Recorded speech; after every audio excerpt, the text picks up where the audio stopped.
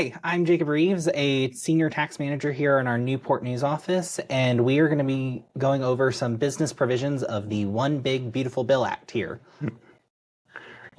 Hello, I'm Kevin Forget. I'm a tax manager in the Charleston office of Brown Edwards and Company. We are excited to be going over the business provisions of the One Big Beautiful Bill that was passed July 4th, 2025.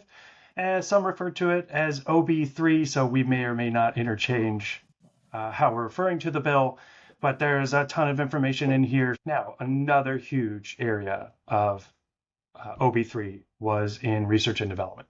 We have a ton of clients who are have been taking advantage of R&D credits and R&D deductions. Well, for the past 3 years, between 2022 and 2024, you used to have to, your deductions had to have been amortized and recaptured over 5 years. So you spent $100,000 on R&D expenses, you could not take a $100,000 deduction. You had to spread that out and only take 20 the first year, 20, 20, and so on. The OB3 has changed that you can now go back to immediately expensing all of your R&D costs.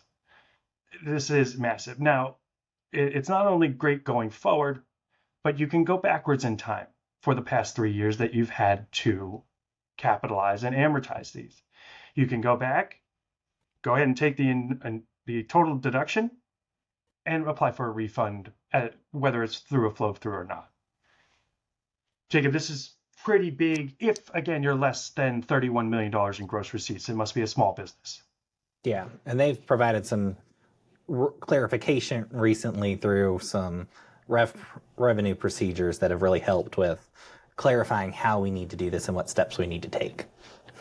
Yeah, there's a lot going on there because you could, instead of going back and taking a refund, you can catch up those deductions, I believe, going forward. That's correct? Yeah. Mm-hmm. So yeah, you get that option there if you're a small taxpayer. You can either go backwards or just carry forwards.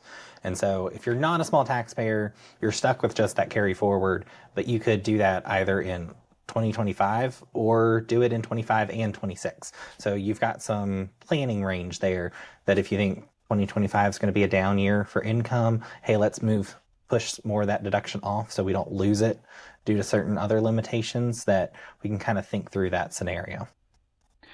Now, those of you who have already gone off and filed your 2024 tax returns, which most of us have, there is the ability to file a superseded tax return. You don't have to amend, but you can file a superseded tax return, again, depending upon your structure, within 6 months of the original due date, to supersede your return and go ahead and take those deductions if you didn't take them the first go around, or if you filed before the bill was passed.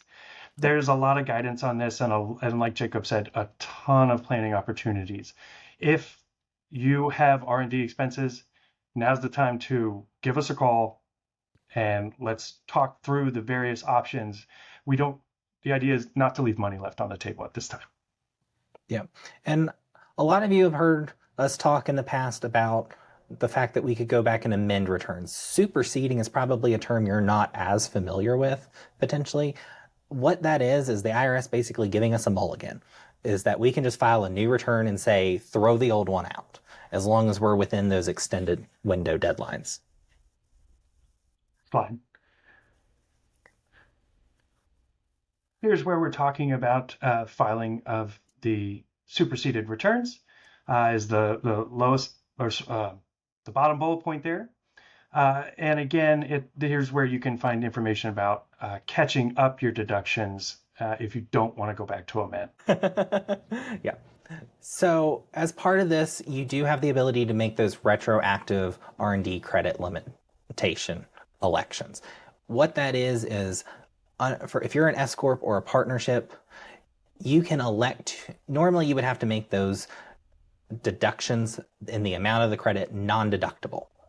What you can do instead is elect to reduce it and tax affect it, and then still deduct those items. So you're taking a slightly smaller credit, but you're getting all the deductions.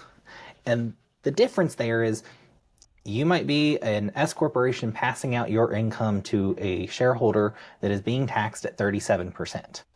Well, you're only required to reduce that credit by the C Corp tax rate at 21%.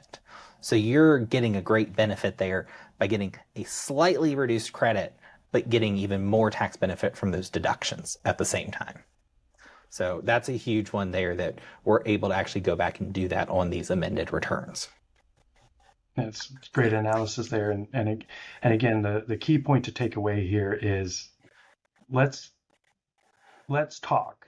If you have had R&D expenses or are going to have R&D expenses, we need to have a conversation and figure out how to attack old deductions and new ones going forward. We really want to work with your advisors who are calculating those R&D credits, because a lot of them are going to be pushing you to do it and get those amended and get those refunds out there.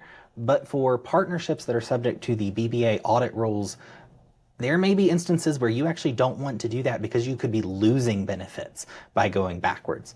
So typically in those situations, those adjustments are going to be pushed out to those partners, and they're going to claim it on their 2025 or 2026 tax return, depending on when these AARs are filed. And that would come out as a non-refundable credit that cannot be carried forward. So if you don't have enough tax that year, you're just going to permanently lose some benefit. So it may be something that we want, instead of going back, even though you're eligible to go back, we may want to take it all in one year and cause a loss that you can carry forward and actually use in the future. Yeah, I mean, you're exactly right, Jacob. I had this about a week ago where one of the outsourced contractors that we use for calculating R&D credits, they're pushing to go back. They're pushing to go back. But for the personal situation of the owner of the business, it just didn't make any sense. And so we're actually starting going forward, as well as, just the overall filing fees and preparation fees of going back. Sometimes it just doesn't make sense. Careful consideration and working through the numbers is vitally important on how to attack this change of OB3.